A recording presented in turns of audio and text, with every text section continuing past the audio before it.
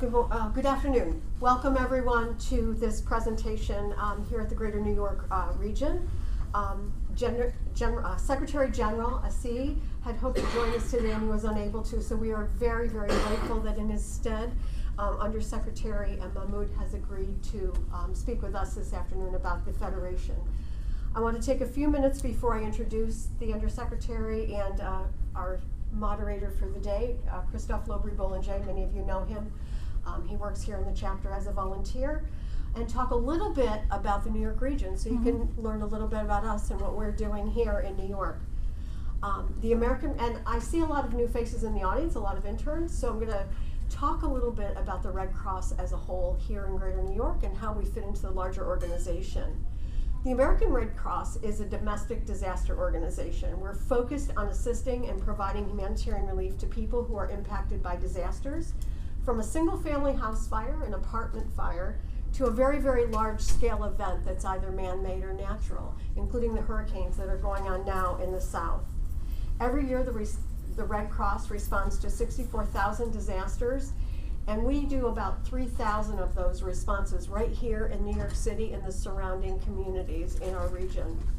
Part of our readiness initiative is getting ready and planning with our partners, both government and NGO partners, to provide relief in a large-scale event here in New York and in the surrounding communities around New York and the tidewaters around Long Island. We do this through our work with partners. We do this by preparing our volunteer teams, and our trained volunteers get practice and experience by deploying and helping others across the country. Today, we have over 80 volunteers on the ground in North Carolina who are learning about and supporting, along with a troop of about 3,500 volunteers from across the country that are helping those families that are still impacted, not just by the hurricane, but by the 2 weeks worth of flooding that followed that hurricane. We are 3 years into our commitment of helping to save lives and reduce injuries from home fires. We celebrated installing our 1 millionth alarm here in the United States, but here in New York City, we are installing 27,000 smoke detectors. And with that installation for each of those families comes an opportunity to talk about safety in their homes, an emergency exit plan, and what to expect should there be an emergency, how to get their family out safely to prevent deaths, because deaths from fires is one of the leading causes of death in the United States. We train over 292,000 children every year in disaster preparedness, teaching them in schools and in their Cub Scout troops and other opportunities. And here in the Greater New York region, 7,000 of those children were reached. We provide and reach nearly 391 individuals annually who are military members, veterans, or their families who have humanitarian needs related to deployment of their loved ones throughout the world. Nearly 2,000 of those families exist and live here in New York. We served over 100 families that were seeking connections through our Restoring Family links and our links with the other Red Cross societies throughout the country. And about 100 of those cases were here. We trained another 200 professionals in international humanitarian laws and hosted base level training for the community for about 400 individuals wanting to know more about our role in the international community and with our sister societies. We train over 5 million people in first aid, CPR, and aquatics, and the Red Cross collects about 40% of the nation's blood supply, so we collect about 2.8 million units of blood every year. I'm going to ask everyone to do what I just failed to do at the beginning, put your phone on vibrate if you could please, so that we don't interrupt the more important speakers for the afternoon. It is a privilege for us to have colleagues in the International Federation of the Red Cross and Red Crescent with us today and here in New York City, so that we see them in our halls and they know what to do with us, they're familiar with us. I'm going to take just a moment to introduce our guests today.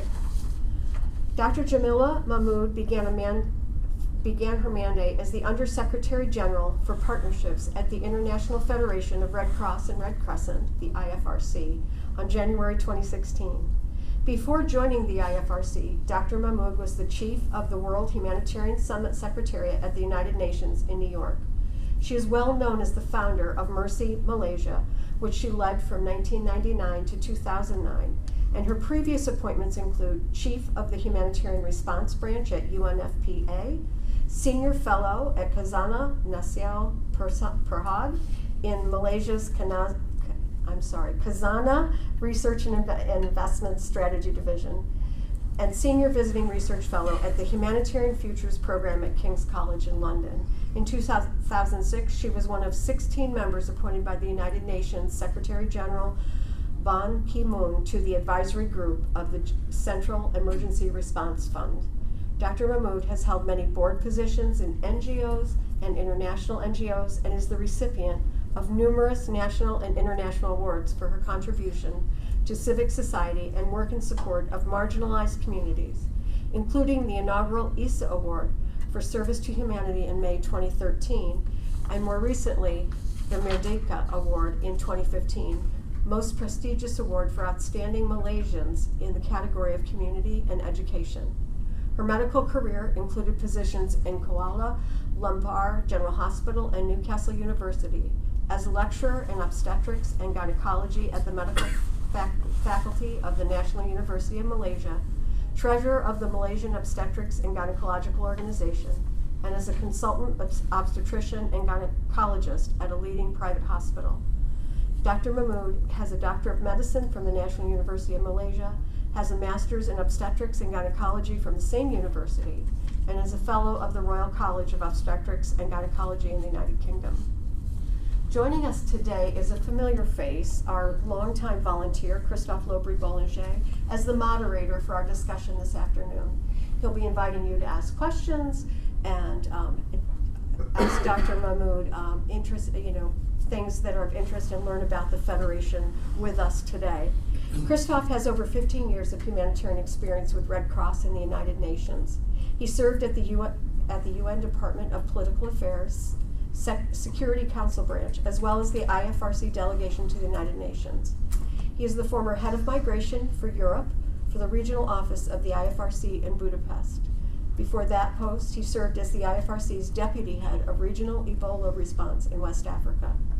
As a leadership volunteer with the Greater New York region and an international delegate, Christophe has developed the International Services Department at the Greater New York chapter.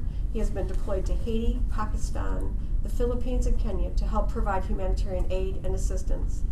Dr. Boulanger holds a bachelor's degree in international relations from Georgetown University and a master's in international affairs from the School of International and Public Affairs, Columbia University. Thank you, Dr. Mahmood, and thank you, Christophe. Thank you. Thank you very much, Susan. And for corruption, I'm not a doctor. Oh, apologies. But Jemilah is one. Jemilah, welcome to New York and to the Greater New York chapter of the American Red Cross. We are delighted to have you here on the other side of the island. I know that you were on the around 44th and 1st for the whole week. And it is important for the local chapter, the local branch, to have such a illustrious visitor as you to learn a little bit about the International Red Cross, what we do with the Federation, but also to understand what happened this week. Okay. It was a very important week. And I will center my questions around three main themes. Number one, it is an opportunity for the audience to understand more about the Federation as a structure, how we structure the 5 regions, the 3 USGs, and where do you fit in there, and what is your role in partnerships. 2, in the context of the high-level debate at the UN, what is the high-level debate at the UN, what are they doing, and how do we fit into this? What are the main policy issues that we are interested in? And 3, in terms of particular policies which are important for the Federation, either in Strategy 2020 or in the ongoing work to define the Strategy 2030, or particularly the issue of localization, how does that fit into dialogue with a branch in a major urban area like this one? Perhaps I want to add also that in addition to what Susan has said in describing very well the work of and the role of the Greater New York chapter, the Greater New York chapter has an important role also internationally speaking. As you probably know, the American Red Cross, AMCROSS, for the Federation has 2 EIUs, a Relief EIU and an IT EIU. And there are a few IT delegates from New York going to New Zealand right now to be trained in the training in Wellington. Many international delegates from New York have been deployed, and I see a few. Tiara, where are you? Tiara is one of our international delegates, and there are quite a few more who have been deployed in quite a few operations around the world. So, first off, why don't you explain to the audience how is the Federation, how is the International Red Cross movement built, and how does it fit into your position and your role? What do you do? Sure. Thank you very much, Christophe. Thank you very much for having me here. I must say I was quite pleased that my SG couldn't come because I was very envious that he was coming to meet the local chapter and I wasn't. But he sends his warm regards and apologies. But we're very happy he's not here because he has just become a grandfather. So he has rushed to see his twin grandsons. So I said, don't worry, I'll take over from here. And I'm really happy to be here, especially because I love New York. I lived here for 4 years. I was an Upper East Side girl, so I think I'm really glad to be on the West Side now because there's absolute chaos on the East Side with traffic. Let me tell you a little bit about the Federation. I was just asked this question coming here just before we got into a taxi by the Netherlands ambassador. He said, can you explain to me these 3 things, like the International Committee, the International Federation, and the movement? What is it? Give me a simple sort of synopsis. So I've just had practice with him, so I'll do the same here. So basically, as you know, the Battle of Solferino, 1859, Henri Dunant was a businessman, a Swiss businessman, on his way to Algeria to meet Napoleon to talk about problems with his business.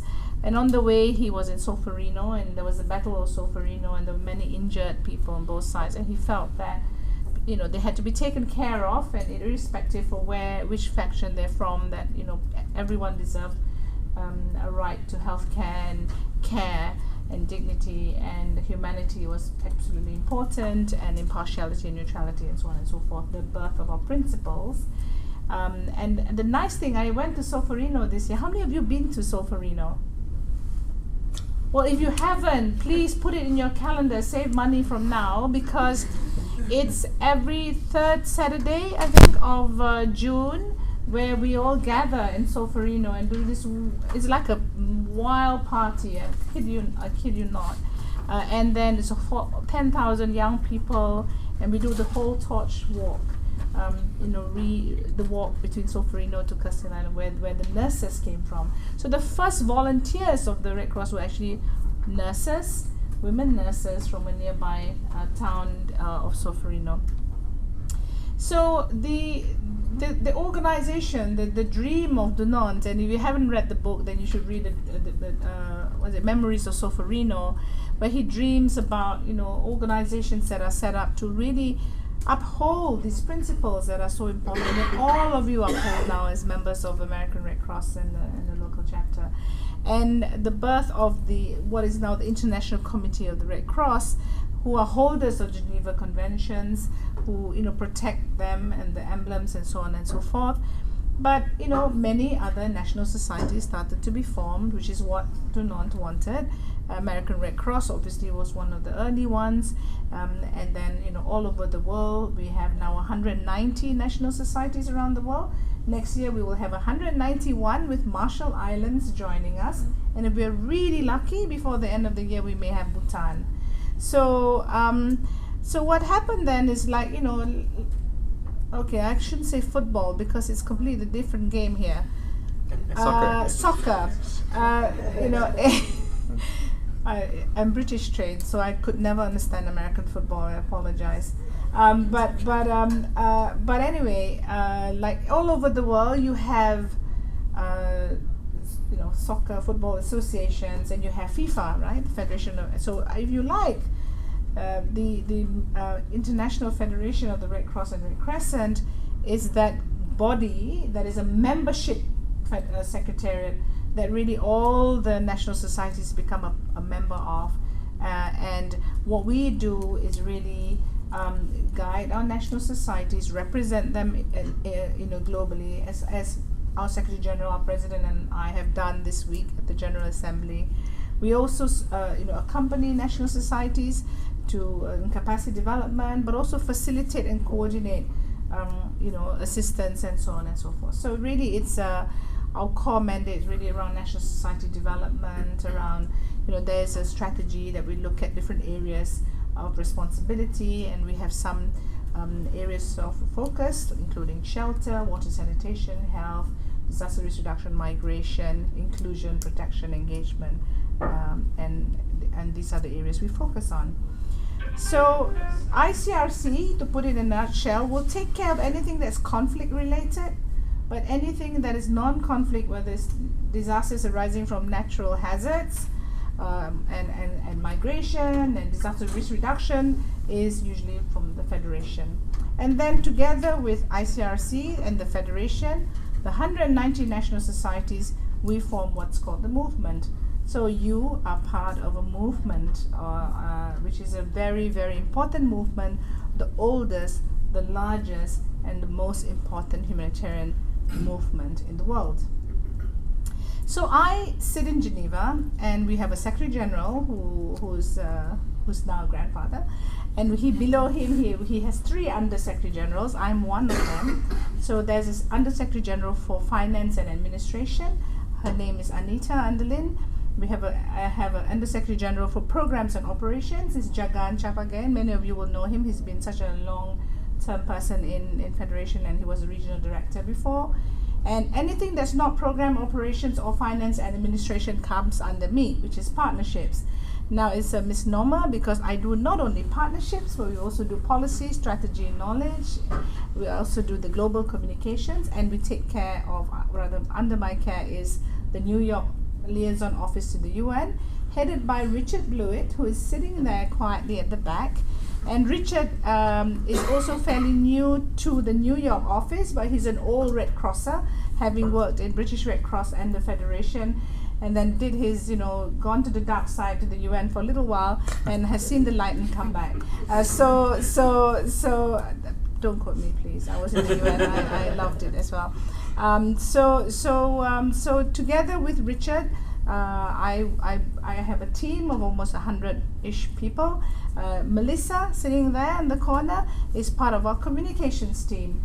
And our communications team really handles global communications, particularly on external communications, and also if you are doing any communications, you'll get news wires from our comms team to highlight what are the important issues that are coming up.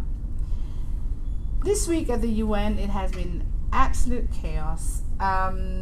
It is one of the maddest weeks in the world, where leaders come from all over the world to convene at the United Nations and discuss very important things. Obviously the biggest thing that's been discussed is really sustainable development goals. How are we doing on the SDGs, as they call it? And you will probably know there are 17 goals and many targets that we want to meet. Now, apart from that, we're also discussing climate, which is really important. We have the climate summit coming up, and climate change is always an important issue. And one of the biggest issues we're discussing this time is also on migration. There will be a global compact for migration at the end of this year in Marrakesh, and there will also be a global compact for refugees. So these are the big ticket items. Health is always an important issue. There's discussions around universal health care, non-communicable diseases, communicable diseases, a lot of focus on tuberculosis, and maternal child health and so forth. Youth has become a big issue this year. Yay, it always should be, because youth are so important. The UN released something called the UN Youth Strategy 2030. But just so you know, we in the Federation, together with our national societies and other partners, have also signed up 3 years ago, on a global compact for youth in humanitarian action. Basically saying that youth shouldn't just be sitting down there passively as recipients. Youth have a role to actually engage and also influence how humanitarian action is done. So together with the UN now, we have to see how does our work fit in. So that's where we come in and why we're here. We can talk about all the global issues in the world, but at the end of the day, when a crisis happens, it's the local Red Cross that's out there, the volunteers. We have 11.7 million volunteers around the world, something like that. And it is the local Red Cross volunteer that's boots on the ground, running to give assistance, and often not seen and not heard. So we are here to raise the voices of the Red Cross to say, hang on a minute, you can talk about all your climate policies, you can talk about all your migration issues, but it's our Red Cross volunteers, our teams, who are out there, the first to respond and the last to leave, and always consistently being with the people and communities and having a perspective that is unique. Only the local Red Cross chapters, only the volunteers will understand what communities are about. You know, even if I came as a Red Cross volunteer and was parachuted into the local New York chapter, I'd probably know quite a bit, but I would never know as much as you do, because you live here, you understand the context, you understand the culture. So I think in all the major compacts in the world, all the major global discussions we have, the role of the Red Cross volunteers, the role of the Red Cross Society is extremely critical. And it's especially so because the Red Cross and Red Crescents around the world are auxiliary to their government. We maintain independence, impartiality, neutrality, humanity, but we are there as legitimate bodies that have been formed as a result of governments signing on the Geneva Conventions. So we have a very, very special role, and this is why people sometimes don't understand the Red Cross. We're not quite an NGO, we're not an NGO, we're not international organization or governmental. We call ourselves a non-governmental humanitarian agency. So I think that what we are trying to do really is now part of my role is also overseeing something called Strategy 2030, which is a new strategy for the next 10 years. And we're doing it differently this time. We're doing it from bottom up.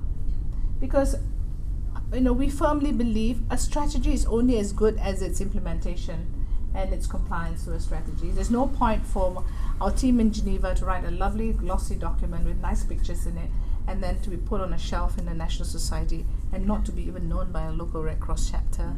So what we've been doing, and I really hope you've been engaged, if you haven't then I will make sure that you are engaged, is that we've been doing all sorts of things like WhatsApp games, and we've now just built a platform on a web platform where your voice can be heard. What we're doing is employing something called a futures and foresight methodology. We're saying, hang on a minute, the world is changing. Yes, we all know that. But the world is changing at a pace that we've never seen before.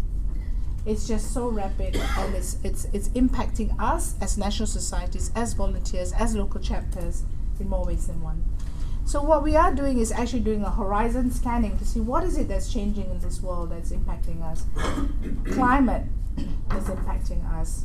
The whole issue of governance, the decentralization of power, the way that power is now looked at, the power dynamics, right? The demography. We have Africa, which has a huge youth bulge, but yet we have also places in the world where it's aging populations. How do we make sure that we capture the demographic impact? We're also looking at things like technology, artificial intelligence, what the fourth industrial revolution. How is that going to impact the Red Crosser? Of course, a very important thing is young people is one area we're looking at, and also volunteering. Now, who knows what the real number is in the past, but now we're better at counting, right? So when I first knew about the Red Cross, people used to tell me there are 100 million volunteers in the Red Cross. Wow, amazing. And then when I joined in 2016, they told me it was 17 million, and now they tell me it's 11.7. I kind of panicked because volunteering comes under me as well. So hang on a minute, are we not doing really well on volunteering, that we're losing volunteers, or are we just counting better? I think we are counting better, but let's face it. Anyone, it's a new world, right? Young people like you don't wait to be trained to become a volunteer. If you want to do something, you get a bunch of friends, you crowdsource some funds, you go out and do it, right? We've seen this in so many contexts around the world. If you go to Greece in the islands, you see 3 people and a dog setting up an organization, feeding people who are migrants, who are trapped in Greece and so forth. People don't wait anymore. People don't wait to be certified as a volunteer anymore. So what is the role of organizations like ours? If we don't start to transform and become more relevant to young people, if we don't realize that young people want to engage with us differently, then we're going to slowly but surely lose volunteers. And what is the model of volunteerism that we need for tomorrow? Is it people who might be able to sit behind their laptops and their phones and do something for us? Or do you really need people to be out there? In a world where everything's going to be automated soon, do we really need people to do things? In a world where, cash is probably more relevant than sending bottles of food or water or whatever, how do we relook at the way we assist people? And therefore, localization becomes very important. This is a big agenda in the UN. I have been pushing this very strongly in my previous role to say that we cannot meet the needs of people unless we make sure that assistance is as local as possible and as international as necessary. And this is where the Red Cross and Red Crescent movement has so much advantage. We're as local as your chapter, or as international as the Federation, IFRC, and everyone put together. So how do we now play that complementary role? How do we leverage on each other's, advantage points and make sure that the assistance we give is actually targeted, is needed, is respectful, it is dignified. So, I come into any Red Cross chapter and I feel at home. It's a very bizarre feeling. It's a cult, isn't it? I mean, let's be honest. Okay, you drank the Red Cross soup, you're a Red Crosser for life. I came in from the outside, only having worked with the Red Cross and Red Crescent as partners or something. And now that I've been here almost 3 years, you almost feel you're just connected to anyone who's a Red Crosser or Red Crescent. It's a really wonderful feeling. It's a family. It's people who espouse the same values as you do.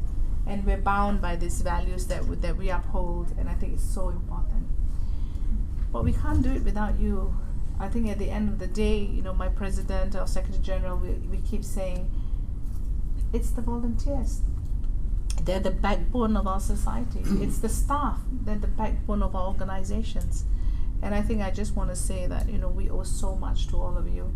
Please tell us how you think we can do better in actually recruiting more young people to join us.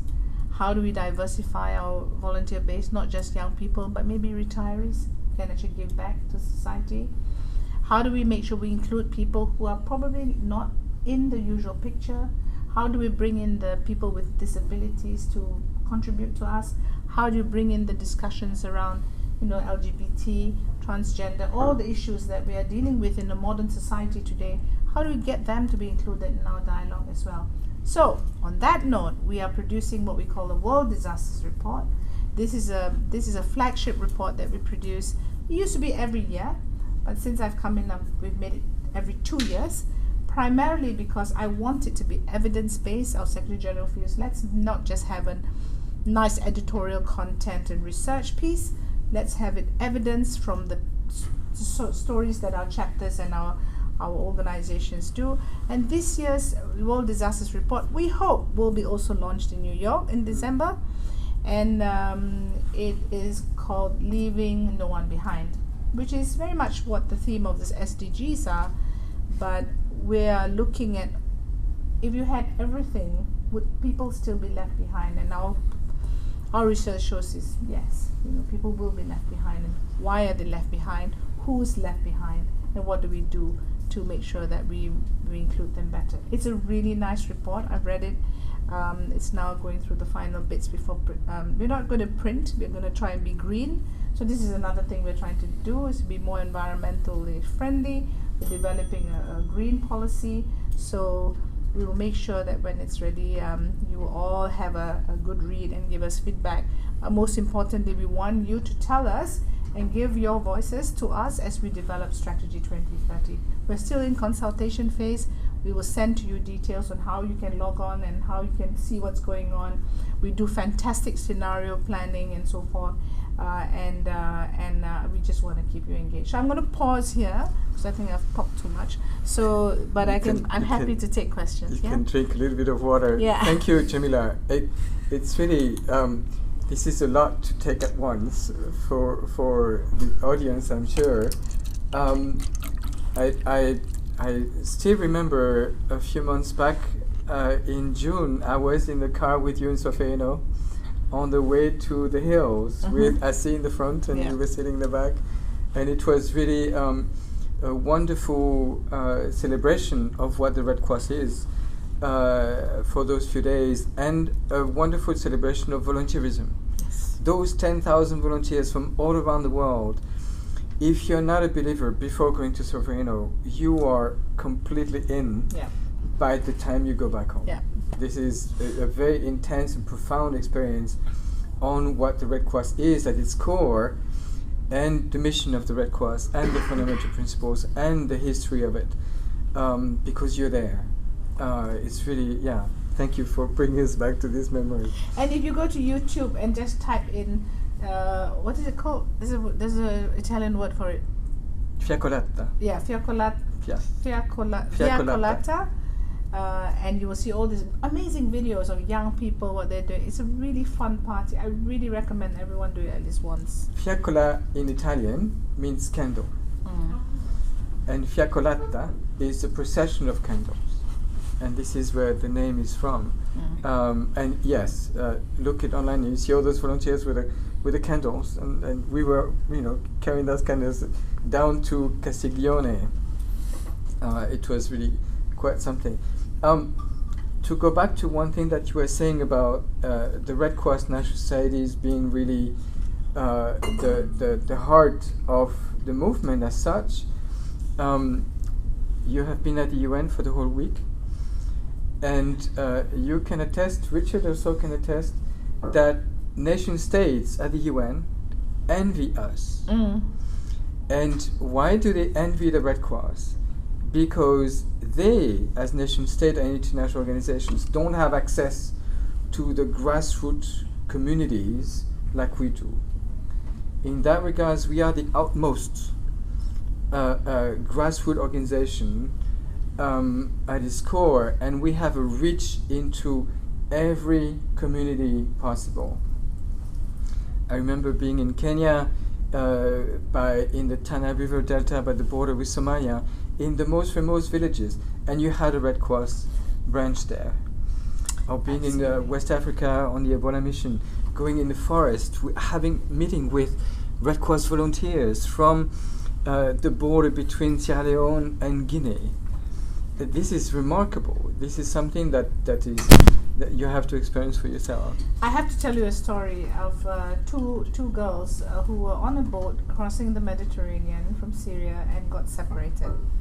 Before they got separated from their parents and everybody got separated, the mother said, wherever you go, if you see a Red Cross or Red Crescent, just go there, you'll be safe. And what happened was one of the siblings was in Germany and the other was somewhere else. And through Facebook, they spotted each other somehow, and they were reunited through Restoring Family Links, which is one of the programs, and a reunion of two siblings because they went to the Red Cross and the Red Crescent. It's sometimes you can talk about it, you feel, but when you actually hear it from the people who you talk to, who are out there. I have a friend who's in the UN, who is a Somali, who was a refugee, and he said to me, my wish is to work for the Red Cross, because I still remember when I was a child that the only thing I could feel safe with was seeing a Red Cross. And I think, we people who've been impacted have such deep memories of the local Red Cross or the local Red Crescent that they've been supported by. And I think that, I want to challenge this notion too about how fortunate we are to be able to be dealing with communities, but we are living in a very different society. Are young people still attracted to the Red Cross and Red Crescent? Yes, we have a powerful brand. A number of years ago, we are only number 2 to Coca-Cola.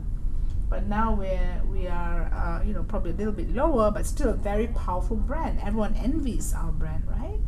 But how do we remain relevant? How do we make sure young people still want to be a part of this our national societies or branches? And I think we want to hear from you. What advice? What have you seen? What have you experienced? What might change, right? To that exact point, how do you make it relevant? Because relevance is the word here. With the cross-cultural kind of challenges you must face. If you're in Kenya, if you are in Europe, the United States, Brazil, how do you present, and how are you going to get over that challenge to make it relevant to each one of these areas? The message is like very similar and very unifying. However, the delivery of that message is going to be very different to the young people, no matter where you go. Technology, written information. How are you working towards that? So I think that's a really good and important question we're grappling with as well. I think the first thing is our fundamental principles. The fundamental principles are universal, irrespective of where you are and whatever you believe in. You must believe in humanity. You must believe that assistance and aid must be independent and neutral and impartial. You must believe that volunteerism is important. You must believe that universality is important and unity is going to help us move forward. Go back to the fundamental principles, and then how do you dissect those principles to be relevant to that community? Let me give you a very personal perspective. I'm a Muslim woman, right? And people ask me, how do you get the Muslim populations to actually embrace the universal values? And actually it's been done. So ICRC and a few others actually tried to look at humanitarian principles versus Islam. And actually every single principle was actually in the Quran. So they could then explain to particularly belligerents and warring factions or whatever. And you need to have that dialogue to say that our principles do not contradict your value systems. Our principles are universal. Our principles are protective. Our principles are about respect and humanity. I think we've got to be honest enough to face the very different contexts that we're facing it, and use and believe that our principles are going to be fundamental. Now, having said all that, we've buried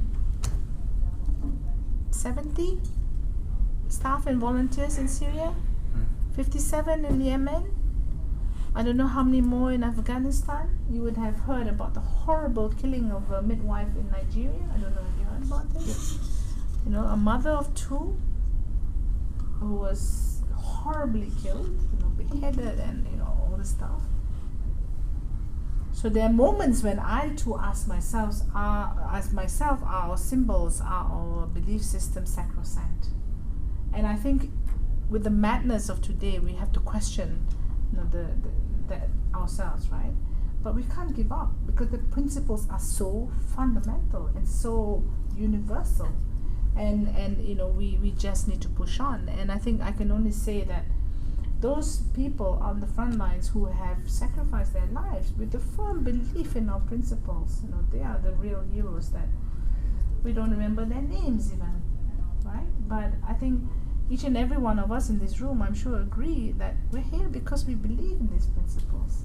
We believe in humanity, and we have to keep that torch going. So I think what I love about the torch walk in Solferino is you feel an ignition of this flame of people really believing, and it's young people, of all countries coming together, can't even understand each other, but you know what, they're so bound by these principles, and such a powerful experience. I mean, I was in tears because I just felt so moved by the whole notion that there's so much good in this world, and it's so easy to look at the other way and say, oh, this world is crazy, it's ugly and whatever. But actually, in the Red Cross and Red Crescent movement, you see so much goodness, right? And people who really want and must believe. And I think we have to find a way to keep that optimism going, because we have no choice, right? Yeah. in echoing what you're saying, Jemilah, for a second, we teach the class on the fundamental principles here in this branch. And we had put together a class a few years ago already and explained the history of the principles and the principles as they are, the 7 today. And we end the class always by saying, this is, at the end of the day, even if you forget the 7 principles, even if you forget those 8 words, you need to understand why we have principles. Yeah. You need to understand why we have those 7s. And it is actually, they don't come by happenstance. It is not a coincidence. Yeah. It is the best proven way to maximize your humanitarian potential. Yes. It is the best way to maximize your ability to assist the largest amount of people for the largest amount of time with the largest amount of assistance possible. It is why we are neutral. This is why we are impartial. This is why we are independent.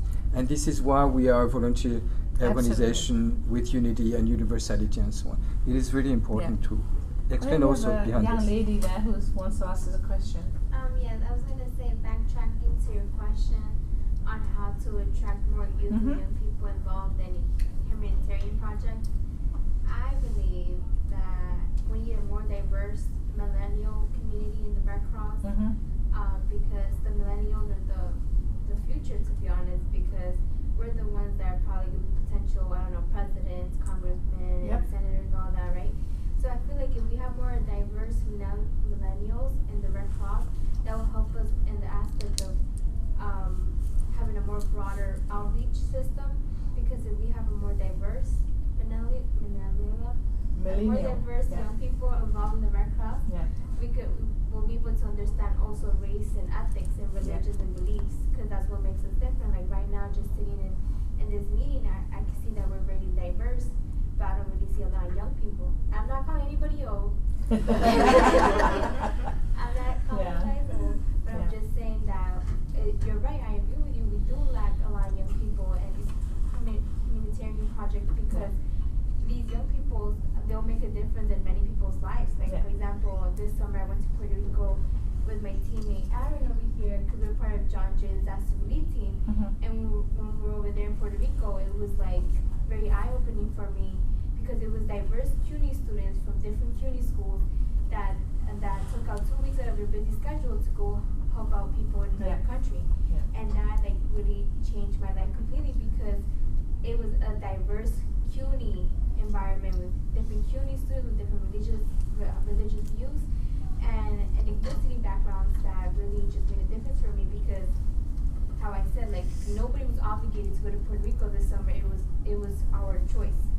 Right. So I believe that that's what we need more openness. Absolutely. I think there were a lot of young people who wanted to come, but I think this is just a crazy week, and it's working time, right? Or college time. But I completely agree with you, and I think one of the things we have is a youth engagement strategy in the Federation, right? Where it's about how do you make sure young people become leaders.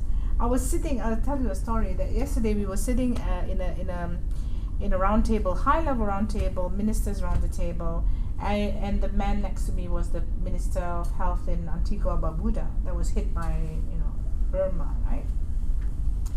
And as he gave a really compelling story about how the nation is 2 islands, but they had to remove everyone from one island to move it to the other island because the other island was completely wiped out, right? And he said to me, but we are so lucky we have this young Red Cross leader. The president of the Antigua Barbuda Red Cross is a young boy. And the president of the Kyrgyzstan Red Cross is also a young man. So we need to have more young people in leadership roles in our Red Cross and Red Crescent society so that we can attract young people as well. And I keep telling our youth, don't be bureaucrats. You must disrupt, because I think what's really required. Oh gosh, is this on tape?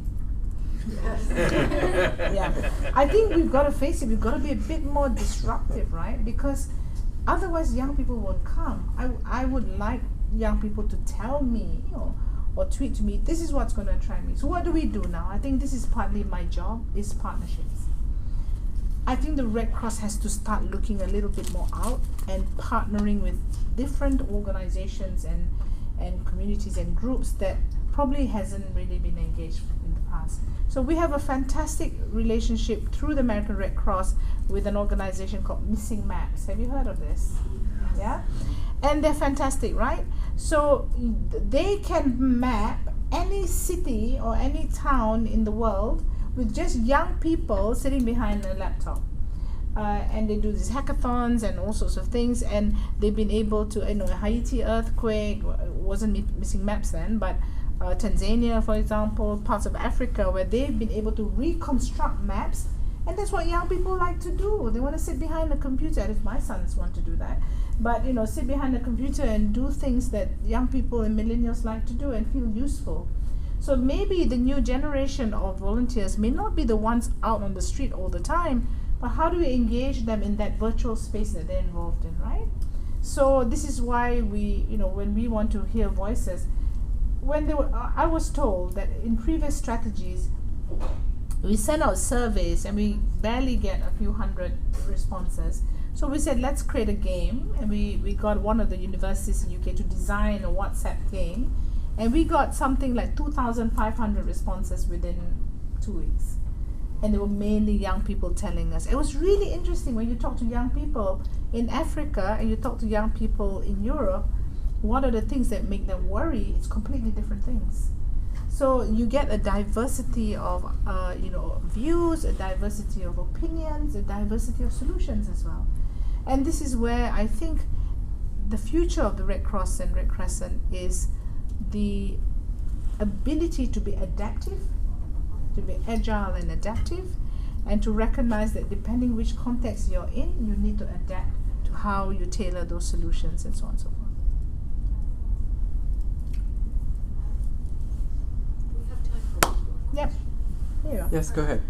Just because you're talking about the forward trajectory of the Red Cross and engaging young people, I'm just wondering what your take is on how does the Red Cross reconcile being neutral and impartial and a unifying body, in a political climate that the Red Cross has to have some kind of position on climate change. Yes. Our mission is affected by things like that, or taking how does the Red Cross have its opinion driven forward on certain things while also maintaining neutrality? Okay. Because the Red Cross is neutral, it has to state the opinions that the Red Cross have, irrespective of what the government says. Okay? So I think this is where, the Red Cross is so neutral. I think one of the things, I'm not sure if any of you know about our international conference. Are you aware of this? Okay, let me tell you then. The Red Cross is so unique. The UN has a General Assembly every year where governments come together and they sign off on resolutions or whatever, right? And it's just governments. Everyone else is left out. With the Red Cross and Red Crescent movement, every 4 years there is an international conference, and different resolutions are put on the table where you have a Red Cross leader and a government leader attending with equal vote.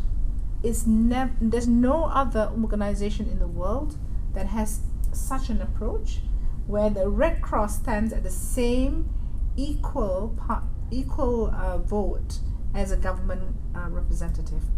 So we have been very vocal on migration. You would have seen on Twitter and so forth, our president had a very, very strong op-ed in Guardian where he said, okay, it's fine, all this rhetoric, let's take care of them, whatever, but how do you turn that into action? How do we turn rhetoric into action? We're very strong on climate change. Irrespective of whatever governments feel, we have our position on climate change. As I mentioned, I was on a panel on climate and health, because this is the WHO says that climate change is going to be the most threatening risk on health in the 21st century. So on the issues that millennials are worried about, environment, for example, and this is where we at the Federation are trying to develop an environment policy, so that we think carefully about printing, we think carefully about how we consume energy, We think carefully about our supply chain, for example, in actually delivering assistance. So slowly but surely, we'll come and address this. And because we are hearing from young people, they want to be in organizations where their value systems are aligned to the organizations. We see this in private practice much more, right? A lot of young people will say, will not work, banks are having real problems. Young people don't want to work in banks anymore. But where companies are very aligned to whether it's sustainable development goals or ethics and so forth, the young people are more likely to want to work with these. And so similarly, I think as a Red Cross, Red Crescent movement, we need to make sure that young people understand our value systems really well. I think part of the problem probably we don't give a narrative or a story that's compelling enough. So much more interactions like this to really tell our story better. And this is why the World Disasters Report is going to change, in the sense it's going to tell stories from the field, really telling stories about what your friends in other parts of the world are doing. Jemilah, I believe, unfortunately, that we have come to already. We have spoken together for an hour, and unless there is another question coming from the floor. And my offer is every time I'm in New York, if you want me to come and meet your young people, I'll be here. It is well noted, and we will take you up on it.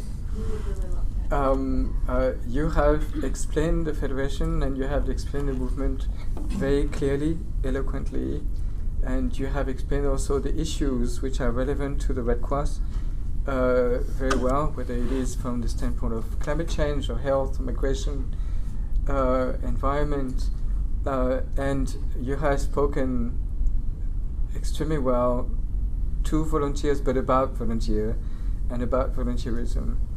And you have given excellent examples that it is an organization that is bottom-up.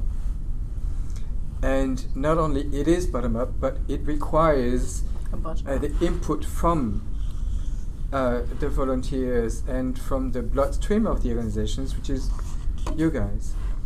And